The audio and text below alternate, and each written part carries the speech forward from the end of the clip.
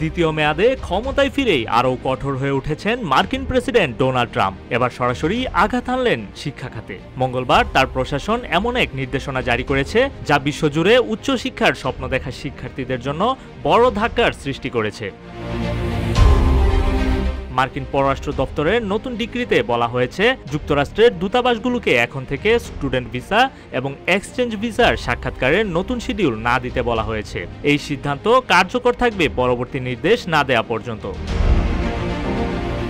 এই পদক্ষেপের মাধ্যমে ট্রাম্প প্রশাসন বিদেশি শিক্ষার্থীদের উপর সামাজিক যোগাযোগ মাধ্যম যাচাইয়ের কঠোর নিয়ম চালুর প্রস্তুতি নিচ্ছে। বিশ্বের বিভিন্ন দূতাবাসে পাঠানো বার্তায় স্পষ্ট বলা হয়েছে, বিদ্যমান অপারেশন এবং ভেটিং প্রক্রিয়া এখন পর্যালোচনার অধীনে রয়েছে। RICL TMX, যুগের পর যুগ স্থাপনা থাকে মজবুত। এই সামাজিক যোগাযোগ পর্যবেক্ষণ এতটাই বিস্তৃত হবে যে বিতর্কিত পোস্ট মুছে ফেললেও কনসুলার অফিসারদের সেগুলোর স্ক্রিনশট সংরক্ষণের নির্দেশ দেওয়া হয়েছে। এর আগে মার্চ মাসে ফিলিস্তিনপন্থী আন্দোলনে জড়িতদের উপর এমন পর্যবেক্ষণ শুরু হয়। তখন নির্দেশ ছিল সন্ত্রাসী কার্যক্রম বা সংগঠনের প্রতি সমর্থনের প্রমাণ খোঁজা। এছাড়া একই দিনে ট্রাম্প প্রশাসন হার্ভার্ড বিশ্ববিদ্যালয়ের সঙ্গে থাকা সব ধরনের সরকারি আর্থিক চুক্তিও বাতিল করেছে। এতে হার্ভার্ড প্রায় $10 কোটি তহবিল হারাতে যাচ্ছে।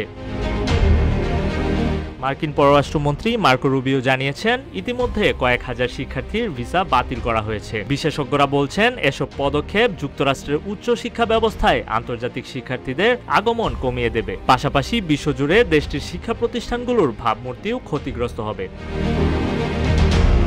শিক্ষার্থীদের জন্য যুক্তরাষ্ট্রের স্বপ্ন এখন আরও কঠিন। কঠোর শর্ত আর নতুন নতুন নিষেধাজ্ঞার বেড়াজালে বিদেশি শিক্ষার্থীরা পড়েছেন অনিশ্চয়তার মুখে। অনেকে ভর্তি নিশ্চিত করেও যেতে পারছেন না ভিসা জটিলতায়। বিশ্ববিদ্যালয়গুলো হারাচ্ছে মেধাবী শিক্ষার্থীদের একটি বড় অংশ।